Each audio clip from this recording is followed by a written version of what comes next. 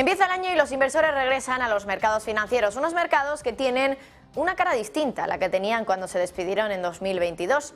Entonces la preocupación era la inflación, los datos malos eran tomados como buenos y veníamos de todo un ciclo alcista donde Estados Unidos siempre batía a Europa. Pero 2023 parece diferente, al menos por ahora. Los datos de empleo salen buenos y el mercado sube. La preocupación ha pasado de ser la inflación a ser el crecimiento y Europa ha empezado pisando fuerte y batiendo a Wall Street. Hoy en el informativo arrancamos el año con nuevos análisis y, como siempre, toda la información de los mercados financieros. ¿Recuerdan cuando uno de los buques precisamente de la empresa Evergreen, de la que hablaremos en el día de hoy, bloqueó el canal de Suez y puso en peligro millones de dólares por inmovilizar una de las arterias principales del comercio marítimo mundial? Bueno, pues algo así podría haber pasado en el día de hoy. Se trata del buque Glory, había encallado también en el canal de Suez, sin embargo ha podido ser reflotado. Enseguida nos lo contará nuestra compañera Marta Isern. Y en los mercados decimos adiós al terrible 2022, saludamos al todavía incierto 2023, pero ya saben, para adelantarnos al futuro podemos tirar del pasado, de la historia. ¿Y qué ha hecho el mercado después de una caída estrepitosa el año anterior? Pues el fondo Fundstrat Global Advisors considera que los datos históricos demuestran que hay una probabilidad alta de que Wall Street registre una revalorización del 20% o más este año 2023. De hecho, desde 1950, en las 19 ocasiones en las que el S&P 500 ha terminado el ejercicio en negativo, más de la mitad de esos años fueron acompañados de subidas superiores al 20% en los ejercicios posteriores. Enseguida se lo contamos. Y hoy también nos trasladamos hasta el Reino Unido porque sigue sumido en el caos por las huelgas que asolan al país, huelgas que van desde el sector ferroviario hasta el de las enfermeras, donde se pide sobre todo una mejora de las condiciones salariales mientras la inflación sigue por encima del doble dígito. Y mientras tanto, el viernes Rishi Sunak, el primer ministro, pedía a los sindicatos que pensaran en qué es lo responsable y en qué salarios se puede permitir el país. Pues bien, ¿por qué estamos viendo a Theresa May, una de las ex primeras ministras?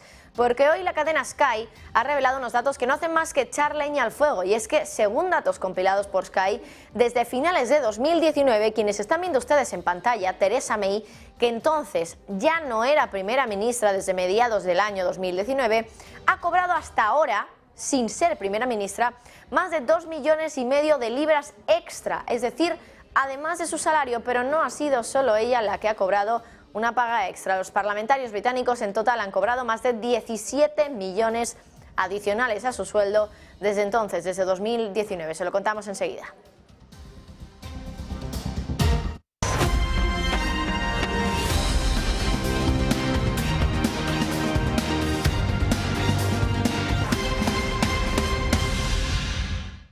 Muy buenas tardes, bienvenidos de nuevo a este informativo de Negocios Televisión. Empieza el año nuevo y los inversores dejan el turrón, los regalos navideños, para volver a centrarse en el mercado, en el dinero. Volvemos a poner la atención en la Fed, concretamente en la reunión que va a tener a principios de febrero, para ver si tiene razón en ser tan precavida, igual que los futbolistas que tiran el penalti definitivo cuando van perdiendo, porque hay muchos que temen que, igual que les pasa a estos futbolistas, la Fed acabe dándole al palo en la portería económica, intentando meterle un gol a la inflación y que sea tan previsora que acabe cargándose la economía. Y es que los mercados están muy confiados con la tendencia bajista que lleva la inflación, pero hay expertos que creen que el mercado está celebrando demasiado pronto y que la Fed tiene motivos para pensarse tanto ese penalti de la inflación. Jurrij Trimmer, el director de mercado de macro global de Fidelity, cree que hay más riesgo de lo que cree el mercado de que la inflación no caiga hasta el 2%, el objetivo de los bancos centrales, y que se bloquee en torno al 4%. El ejecutivo cita, por ejemplo, la disyuntiva entre lo que dice la Fed que va a hacer y lo que cree el mercado que va a hacer la Fed. Cree que el verdadero riesgo es que el suelo de la inflación esté en el entorno del 3-4% y no en el 0%. Además, ha revelado que, en su opinión, en 2023 ha habido un cambio en los inversores, un cambio en el foco de preocupación desde la inflación, que estuvo en el centro en 2022, hasta el crecimiento, que va a ser la principal preocupación del mercado ahora en 2023, en opinión del director de macro global de Fidelity. En los mercados decimos adiós al terrible 2022 y saludamos al todavía incierto 2023. Pero ya saben, para adelantarnos al futuro hay que tirar de la historia, del pasado. ¿Y qué ha hecho el mercado después de una caída estrepitosa el año anterior históricamente? Bueno, pues el fondo Fundstrat Global Advisors considera que los datos históricos demuestran que hay una probabilidad alta de que Wall Street registre una revalorización del 20% o más este año. Pero lejos de dar números concretos, donde es mucho más fácil fallar, desde Fundstrat aseguran que lo más probable es que el mercado acabe el año en positivo y no plano después de la catástrofe de 2022. De hecho, desde 1950, en las 19 ocasiones en las que el S&P 500 ha terminado el ejercicio en negativo, con caídas, más de la mitad de esos años fueron acompañados de subidas superiores al 20% en los ejercicios posteriores. Y ojo, en solo 2 ocasiones el año siguiente fue plano, con una revalorización de entre el 5 y el menos 5%. Por eso, desde Fundstrat han sido muy concretos. Dicen que es 5 veces más probable que el S&P 500 suba un 20% respecto a que se mantenga plano después de un año tan caótico como el 2022. Pero la inflación, desde luego, que sigue siendo un foco de preocupación. Hoy ha hablado Pedro Sánchez sobre ello y, en términos triunfalistas, podríamos decir, se ha dado una palmadita en la espalda a sí mismo y ha confirmado que España ha sido el país que más ha contenido la inflación en Europa.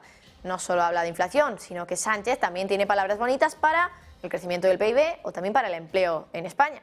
Va mucho más allá, viene a sugerir un boom de la bonanza económica cuando dice empiecen los vientos de cola para nuestro país. Fíjense en ese optimismo del presidente del Gobierno en las palabras que ha pronunciado en el día de hoy. Con la inflación más baja de la Unión Europea, con las mayores tasas de crecimiento económica de toda Europa y con los niveles de empleo más altos de estos últimos 15 años. El pasado viernes, sin ir más lejos, conocimos los datos de Eurostat, los datos oficiales de inflación de toda la zona euro y también de Europa, en donde España, según Eurostat, es el país que más ha contenido la inflación con una tasa del 5,6%, es decir, 4 puntos por debajo de la media europea. Y esto significa que no estamos perdiendo competitividad respecto a nuestros principales socios comerciales, sino que además estamos ganando esa competitividad. En un contexto, insisto, absolutamente incierto y en un contexto absolutamente complejo. ¿Por qué quiero decir esto? Bueno, lo digo porque si hemos sido capaces de crecer, crear empleo, mientras reducíamos la inflación con un vendaval, si me permitís esta expresión, en contra, imaginemos lo que nuestro país, España, puede lograr cuando sople el viento a favor.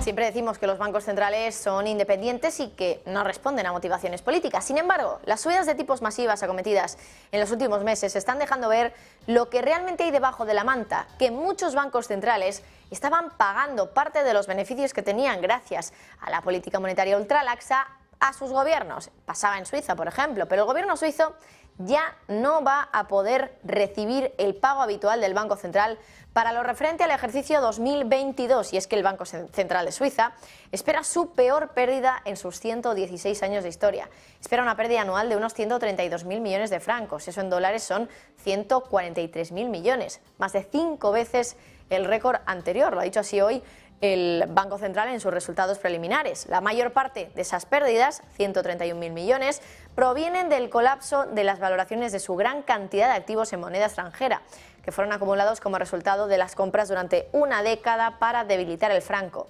Es solo la segunda vez desde que se estableció el Banco Central en 1906 que tiene que omitir su pago anual al Gobierno federal y a los cantones suizos, lo que obliga a muchos de los 26 distritos administrativos a ajustar sus planes de gasto.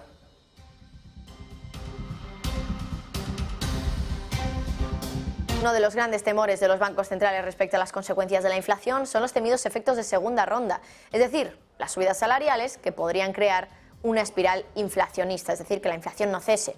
Hoy desde el Banco Central Europeo han publicado un informe sobre ese asunto. Aseguran que para los próximos trimestres esperan un crecimiento muy fuerte de los salarios en comparación con patrones históricos. El Banco Central Europeo lo achaca a las subidas que van a sufrir los salarios mínimos en los distintos países, pero también al acercamiento entre el nivel de salarios y el nivel de inflación. Ojo, dice el BCE que esto va a ser momentáneo y que a medida que la economía europea entra en desaceleración y más incertidumbre sobre el devenir económico, es más probable, dice, que se ponga presión a la baja en el crecimiento de sus salarios.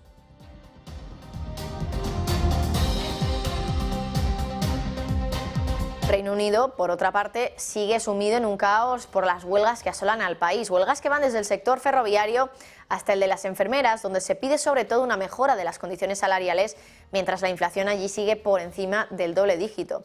Y mientras el viernes Rishi Sunak, el primer ministro, pedía que los sindicatos pensaran en qué es lo responsable y en qué salario se puede permitir el país, Hoy la cadena Sky revela unos datos que no hacen más que echar leña al fuego, y es que según los datos compilados por Sky, desde finales de 2019, Theresa May, que entonces ya no era primera ministra, lo había sido anteriormente, ha cobrado más de 2,5 millones de libras extra, es decir, además de su salario base. Pero no solo ella, los parlamentarios británicos en total han cobrado más de 17 millones adicionales a su sueldo desde entonces, desde finales de 2019. Y su sueldo, desde luego, que no es nada desdeñable. Concretamente, Bloomberg apunta que el sueldo individual de un parlamentario británico es de más de 84.000 libras anuales, es decir, casi 100.000 euros al año.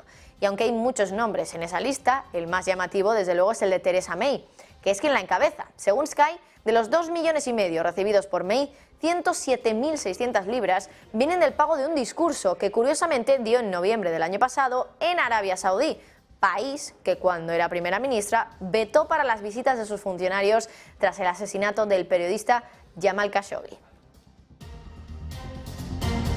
Y hablando de millones y de cobros extraordinarios para pagas extra, las que han recibido en una empresa marítima, una compañía de entregas por mar, está de celebración. 2022 ha sido un gran año para esta compañía y ojo porque está premiando y mucho a sus empleados. Según Bloomberg, Evergreen Marine Corporation estaría entregando bonuses equivalentes al salario de 50 meses, es decir, de más de 4 años de media a sus empleados. El tamaño de ese bonus depende del grado del puesto de trabajo y también de sus funciones, aunque el cobro de esos bonuses solo se aplican a los empleados con contratos basados en Taiwán. La empresa explica ese boom en los bonuses por el boom que también han disfrutado sus ingresos gracias al impulso del comercio marítimo por la pandemia. De hecho, se espera que los ingresos de Evergreen se disparen a un récord de lo equivalente a 20.700 millones de dólares, que es más que el triple que las de 2020, como pueden ver en el gráfico. Sin embargo, eso no se ha visto traducido en subidas en bolsa desde el año pasado, porque entonces, en 2022, Evergreen se desplomó un 54%, después de una estrepitosa subida del 250% en 2021. ¿Y recuerdan cuando uno de los buques precisamente de esta empresa, de Evergreen, bloqueó el canal de Suez y puso en peligro millones de dólares para inmovilizar una de las arterias principales del comercio marítimo? Bueno, pues algo así podría haber pasado de nuevo hoy. Se trata del buque Glory, que había encallado también en el canal de Suez. Sin embargo, ha podido ser reflotado, algo positivo. Marta Isern.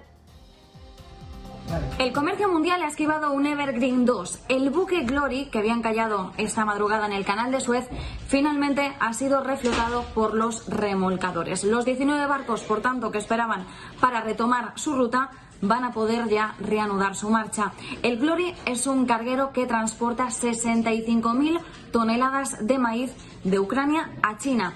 Había quedado varado cerca del Kandahar, en el estado egipcio de Ismailia, por el mal tiempo y las fuertes lluvias, y preocupaba que el buque pudiese bloquear, como decimos, un paso que es clave para los barcos que viajan entre Europa y Asia, pero finalmente no se va a repetir una situación como la que vivimos con el Evergreen a finales de marzo de 2021. Y además las medidas del Glory lo impedían, porque el problema con el Evergreen, recordemos, fue que el buque tenía un largo mayor que el ancho del canal de Suez, por lo que al quedar atravesado cortó cualquier posibilidad de tránsito y dificultó las labores de reflote. El Glory es más corto que esos 300 metros de anchura de la ruta comercial y esto ha permitido que este incidente se resuelva en cuestión de unas horas. Quedan disipados, por tanto, como decimos, los temores de un potencial impacto en el mercado mundial.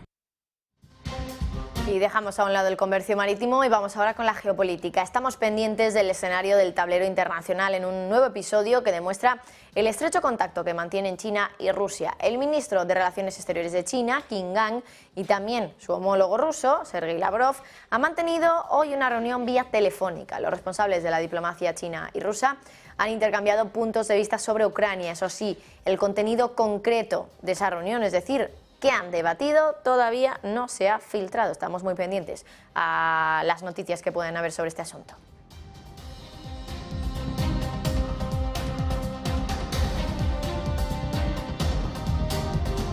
Y el Kremlin ha rechazado la afirmación de Ucrania de que Rusia está impulsando un posible acuerdo de paz en Europa. Oleksiy Danilov, el secretario del Consejo de Defensa y Seguridad Nacional de Ucrania, ha dicho que Dmitry Kozak, el subjefe de la administración presidencial de Rusia, se había estado reuniendo con funcionarios europeos para obligar a Kiev a firmar lo que aseguró que era un acuerdo de paz desfavorable. Cuando se le ha preguntado al portavoz del Kremlin, a Dmitry Peskov, sobre este asunto, ha asegurado que se trata de otra falsificación de Ucrania.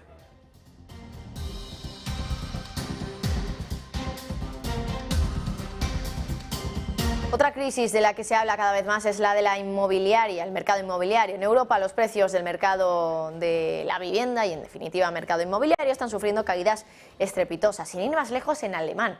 Aquí el sector ha sufrido un duro golpe en el cuarto trimestre de este año a medida que los inversores se retiraban de acuerdos que iban a firmar por la fuerte subida de los costes de financiación. Desde BNP Paribas han realizado un informe sobre ese tema. Dicen que las inversiones totales en el sector de propiedades comerciales se ha desplomado un 50% respecto a la media de los últimos 5 años y que solo han alcanzado los 9.900 millones en los últimos 3 meses del año 2022. Desde el banco lo achacan a los 3 grandes problemas económicos de estos meses: subida de tipos, subida de inflación y debilitamiento económico. Esperan que eso siga así en la primera mitad del año, pero que cambie eso sí en la segunda, y no solo en el sector comercial. El sector residencial inmobiliario también ha sufrido un batacazo. El volumen de la firma de acuerdos se ha desplomado un 74% para el año 2022 en comparación con el anterior.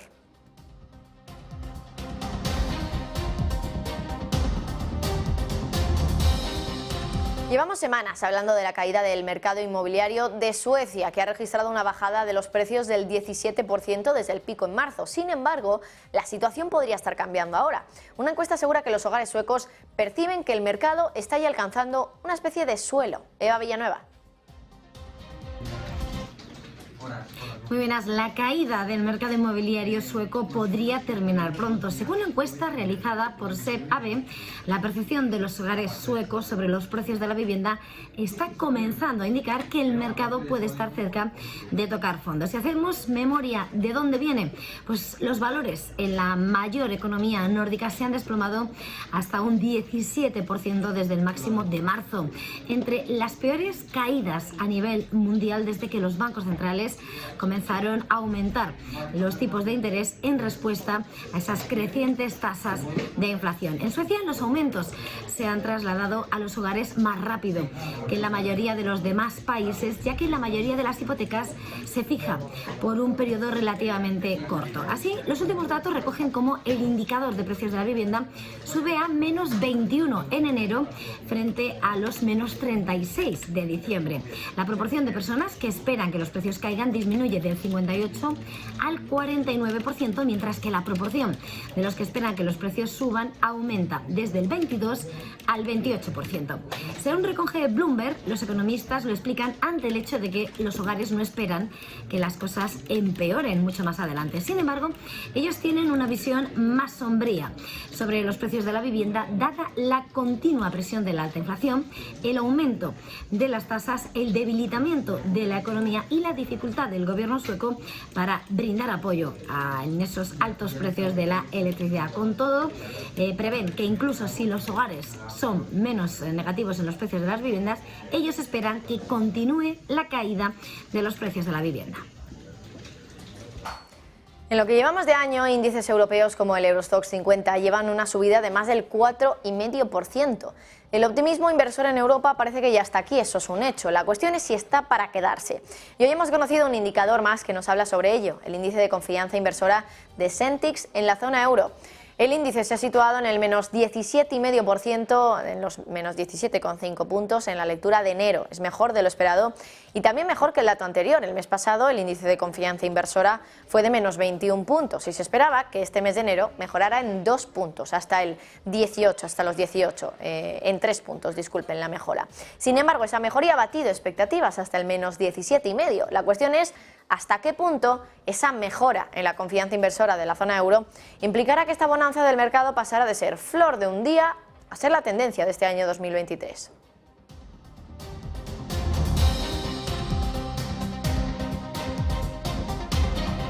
Y China sigue moldeando su estrategia contra el COVID y cada vez se parece más a la estrategia de Occidente. Ahora el país dice estar preparándose para una nueva fase. Por ejemplo, hoy el periódico oficial del Partido Comunista, el Diario del Pueblo, decía en un editorial triunfalista que la vida avanza de nuevo y que hoy el virus es débil, pero nosotros somos más fuertes.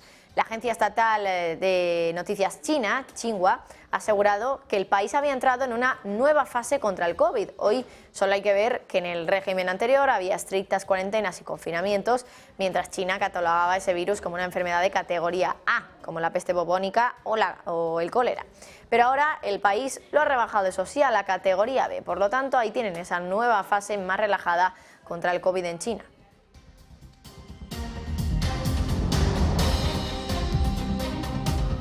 Y por cierto, ¿se acuerdan también de que Suecia y Finlandia querían entrar en la OTAN? Seguro que también recuerdan que todos los países miembros de la Alianza Atlántica debían dar el sí quiero al enlace con Suecia y Finlandia para que pudieran incorporarse. Todos parecían estar de acuerdo a excepción de uno, Turquía, que tenía peticiones muy duras para estos países y querían el visto bueno turco. Ahora el primer ministro sueco ha dicho que las demandas de Turquía son demasiado. Dice que Ankara quiere cosas que Suecia no puede ni va a hacer. Turquía ha estado pidiendo a ambos países más acciones para combatir el terrorismo, incluyendo también extraditar a aquellos que Turquía considera que tienen relación con el terrorismo. Por el momento, 28 de los 30 países de la alianza han ratificado la entrada de Suecia y Finlandia.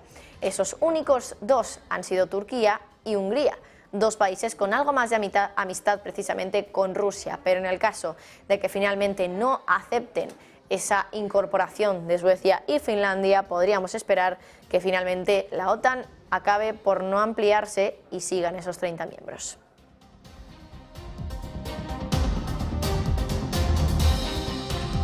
Robert.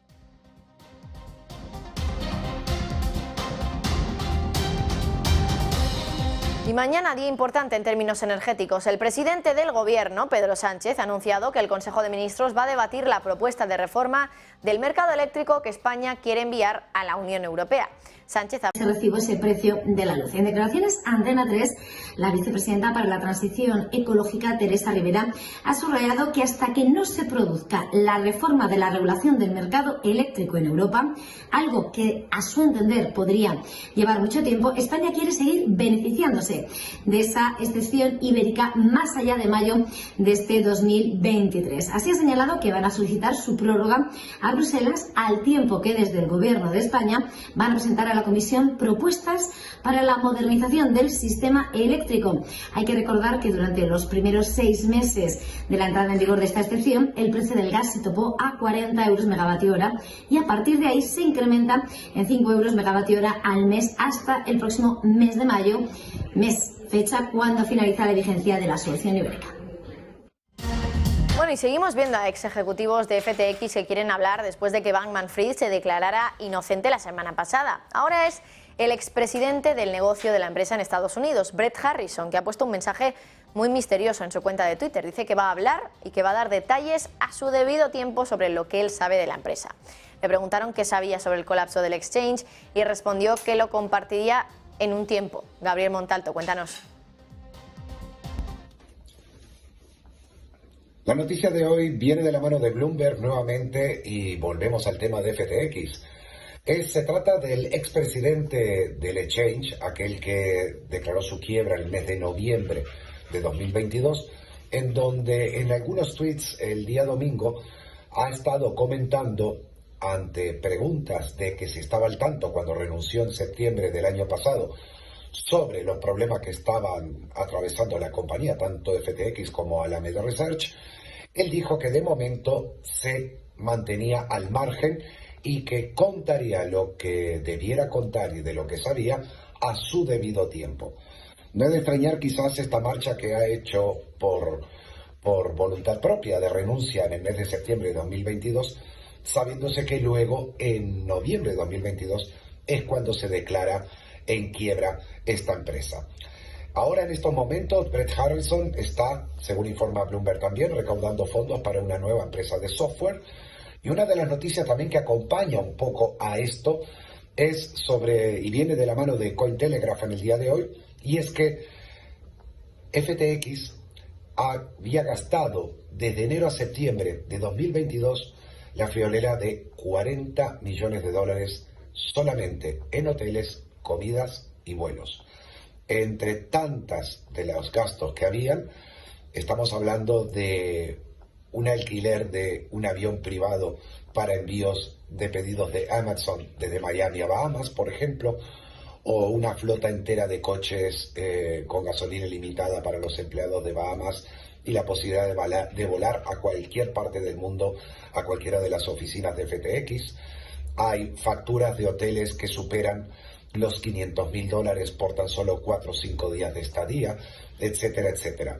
Estamos hablando de una compañía que había realizado este tipo de gastos de viaje, de comida, de vuelos, en tan solo 9 meses, y 2 meses más tarde se declara en quiebra o en bancarrota por problemas de liquidez. Sin lugar a dudas, FTX, al igual que el caso de Alameda Research, va a dar que hablar todavía durante mucho tiempo.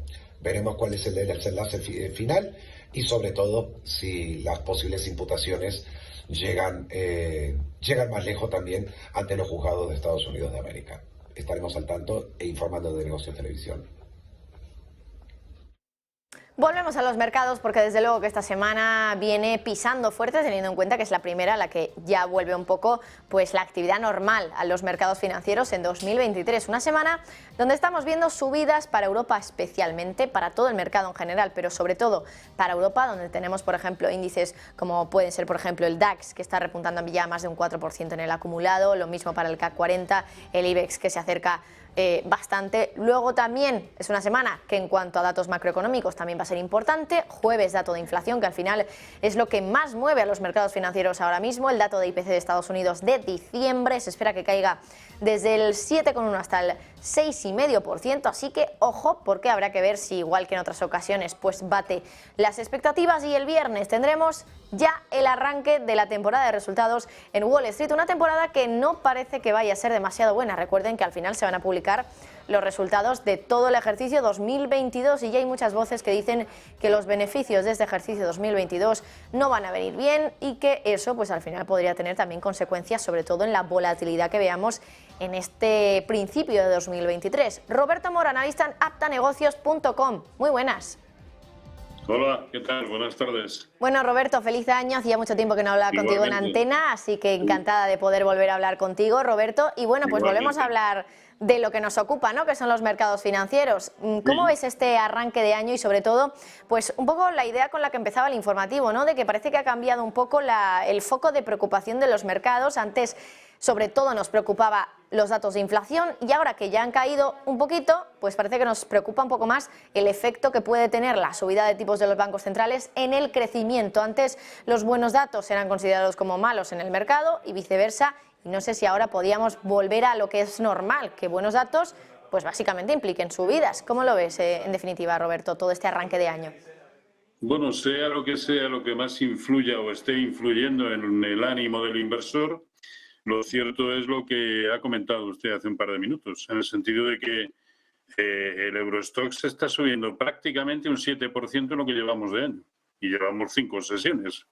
El IBEX casi un 6%, el CAC 40 un 6,5%, el DAX un 6%. Así que sea lo que sea que estén valorando en mayor medida los inversores, desde luego lo están tomando a bien, no a muy bien. Así que, pero yo creo que cualquier dato que salga mejor o peor en esas dos variables prácticamente, bueno, variables macroeconómicas más allá de la inflación, pues hay un montón, pero bueno, sobre todo paro, inflación, empleo, Producto Interior Bruto también. No, yo creo que van a seguir siendo los detonantes para ver qué es lo que sucede, ¿no? Pero ya digo que desde luego el mercado está por la labor de, al menos en este inicio de año, querer subir en los europeos, porque el Nasdaq en el conjunto del año sube un 0,9%, el S&P 500 un 1,45%, es decir, la diferencia es brutal con respecto al comportamiento de los índices europeos, ¿no? Y debemos pensar que los americanos siguen aún bastante más cerca de soportes que de resistencias. Vamos a ver qué es lo que sucede en la jornada de hoy y sobre todo cómo toma el mercado el dato de IPC del jueves en Estados Unidos, aunque también aquí el viernes tendremos algunos en Europa, pero el importante sin duda el del jueves. Bueno, muchísima diferencia que yo creo que viene explicada exclusivamente por la escasa participación del sector tecnológico en los índices europeos con respecto al Nasdaq, al Russell 2000 no tanto, al de semiconductores de Filadelfia e incluso al S&P 500. No así el Dow Jones, que también tiene un aspecto, bueno, pues ahí lo tenemos, este es el gráfico del Dow Jones, y va camino nuevamente de los máximos que nos ha dejado hace prácticamente un mes, y eso significaría estar ya en niveles de neutralidad en el larguísimo plazo. Yo no lo acabo de entender bien, al menos no por motivos macroeconómicos, pero lo cierto es que es así. También es verdad que es el único, S&P 500 y sobre todo tecnológicos están muy alejados de niveles de neutralidad siquiera. Roberto, también decíamos antes que normalmente no estamos acostumbrados, ¿no? En el último ciclo alcista que ha durado más de una década, no estamos acostumbrados a que Europa bata a Wall Street, y es lo que estamos viendo. Pero además tú también has dicho, ya hablando un poco en términos técnicos, que Wall Street, si no me equivoco, y corrígeme si me equivoco, índices como el Nasdaq y el S&P 500 están más cerca de soportes. No sé si lo decías en comparación con los europeos, pero puede ser momento, teniendo en cuenta también que históricamente, cuando hemos tenido un año tan malo como el de 2022, históricamente el año siguiente suele ser un año bueno, ¿puede ser momento ahora de invertir en renta variable americana, índices con mucho peso tecnológico como puede ser el Nasdaq, obviamente, o también el S&P 500?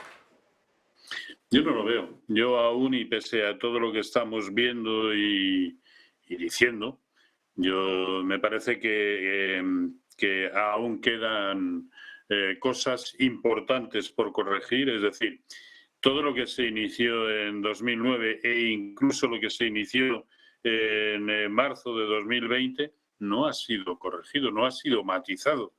Las últimas grandes subidas del mercado no han sido matizadas. Este es el gráfico del Dow Jones, la última subida que comenzó en octubre, en lo que ha tenido de corrección, que ha sido nimio, no ha llegado ni siquiera al 0,382% de Fibonacci de lo que fue esa subida.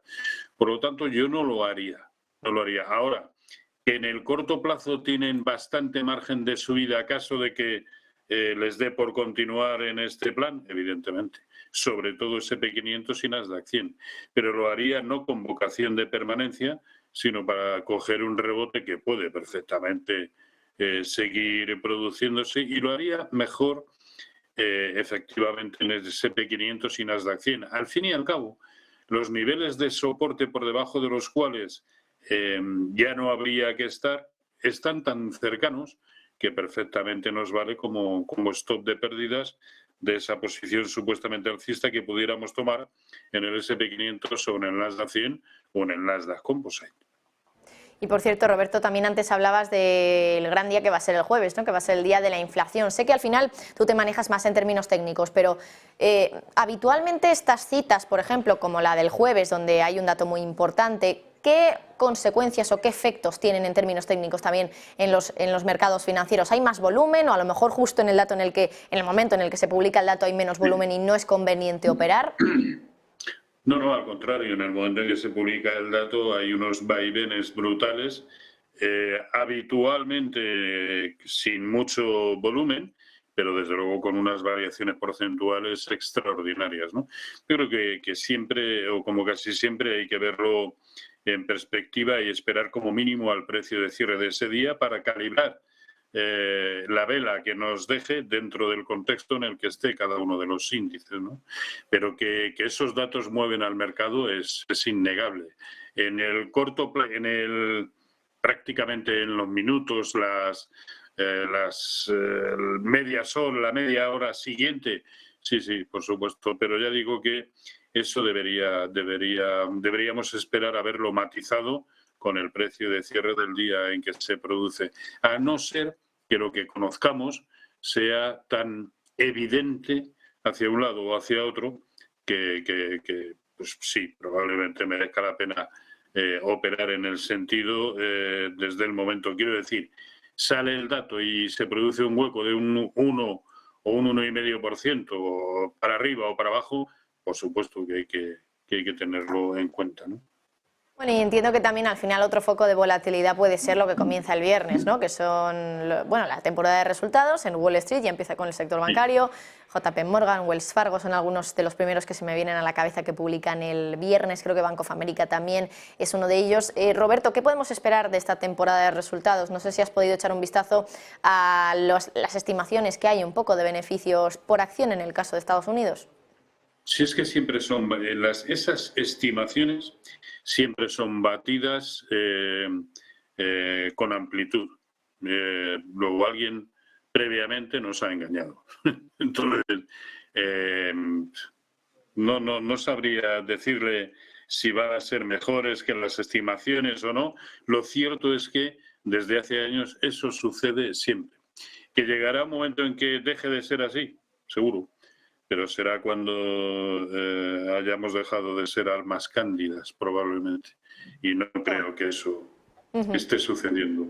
Roberto, y por último también quería preguntarte un poco cuáles son algunos sectores que estás mirando ahora teniendo en cuenta el nuevo año. ¿Algún sector que, bueno, quizá ahora pueda tener bastante recorrido al alza? No sé, por ejemplo, se me ocurre el sector energético, pero es verdad que ya ha tenido recorrido al alza y que este año a lo mejor podríamos observar algún tipo de corrección, aunque sí que es cierto que por otra parte tenemos algunos argumentos alcistas, ¿no? Como la reapertura china, que podría también seguir impulsando los precios del petróleo, por ejemplo. No sé, ¿algún sector que te haga ojitos, Roberto? Sí, pero también por contra...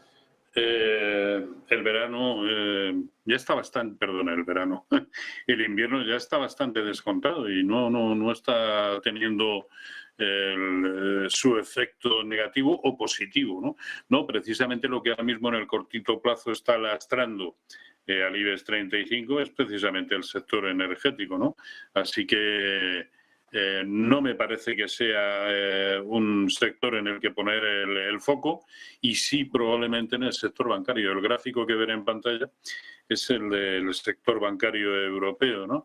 Es con qué fortaleza ha roto el 0,618% de Fibonacci de toda la caída desde 117, que fueron los máximos de febrero del año pasado. Lo ha roto con una fuerza extraordinaria, incluso ha roto por encima de la tremenda resistencia también que tenía en el entorno de 100. Así que el recorrido potencial, lo haga o no, es el objetivo, es bastante ambicioso. En primera instancia, la directriz bajista principal en el entorno de 110, con lo cual estaríamos hablando de un 6% de subida, pero si le da por buscar los máximos de febrero del año pasado, estamos hablando de una subida aún por venir en el entorno de un 13%. Luego, el propio sector y algunos de sus títulos pueden seguir haciéndolo muy bien. Dentro de los títulos yo destacaría, sobre todo en Europa, destacaría a Unicrédito e ING, y en el mercado español lo pueden seguir haciéndolo muy bien Bankinter, que casi cada día es un nuevo máximo histórico, CaixaBank o Unicaja. Cualquiera de los tres o los tres, pero siendo conscientes de que ahora mismo, pese a lo que están subiendo, también están en resistencias brutales la gran mayoría de los índices europeos. Es decir, no han sobrepasado esas resistencias con los filtros suficientes como para decir, poco menos que entramos en subida desbocada, ¿no?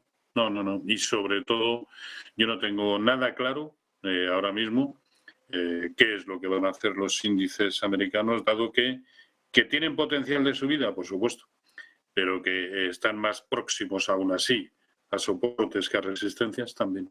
Pero sí, el sector bancario, y luego algunos títulos en el mercado americano, en el Dow Jones, que lo siguen haciendo muy bien, y que aun cuando empiece todo a caer, probablemente lo hagan mejor que el resto, como puede ser el caso de Merck o de Boeing Travelers Companies, Nike, Starbucks, en fin, sector más tradicional en detrimento de títulos del sector tecnológico que con que un día, solo un día, vayan en tu contra, te han echado.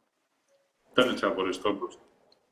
Bueno, pues Roberto, habrá que tener en cuenta muy en cuenta desde luego esos sectores, entre ellos, por ejemplo, el sector financiero, que este año también muchos hablan, por ejemplo, del comportamiento del Santander, pues está teniendo una evolución, desde luego que interesante. Roberto Mora, analista en aptanegocios.com, como siempre, muchísimas gracias por estar con nosotros, feliz año y espero que te vaya todo fenomenal. Roberto, gracias por estar con nosotros. Igualmente para todos, cuídense, chao. Bueno, pues desde luego que comienza ya de nuevo esta actividad frenética en los mercados financieros después de las Navidades. Hemos dejado, como decíamos al principio del informativo, a un lado los roscones, los turrones, también, bueno, pues las fiestas navideñas, esas comilonas, para picotear también en los mercados financieros para ver cuáles son ahora las oportunidades que nos muestra el mercado, teniendo en cuenta que hemos dejado atrás un año nefasto, malísimo, catastrófico para los mercados y que quizá 2023 pues pueda ser un poquito más esperanzador, o al menos así lo estamos viendo por el momento. Sigue habiendo subidas en los mercados financieros, en los índices europeos. Por repasar ya por último y terminar así el informativo, vamos a ver qué están haciendo los índices europeos. El DAX 40 alemán subiendo un 0,75% ya, el Eurostoxx un 0,6%, el CAC 40 0,3%, el MIPTER italiano repunta un poco más, un 0,6% también, el IBEX es el único que ahora mismo está plano, con una caída del 0,01%, así que en cualquier momento incluso podríamos verlo pues de nuevo con subidas, habrá que ver, por el momento como decimos caídas muy ligeras,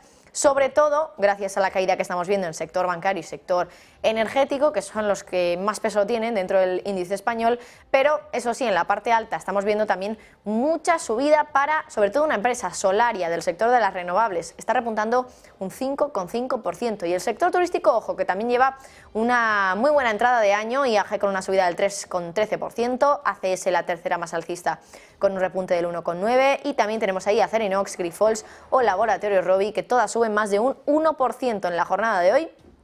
Tenemos a 24 compañías que están repuntando ahora mismo en el selectivo español, en el IBEX 35. Con esto ya lo dejamos, nos despedimos ya de este informativo. No se vayan porque, como siempre, en apenas 15 minutitos empieza ya a las 3 de la tarde Rolling Stocks con Marta Isern, con mucho análisis y mucha información de los mercados y la economía. Gracias.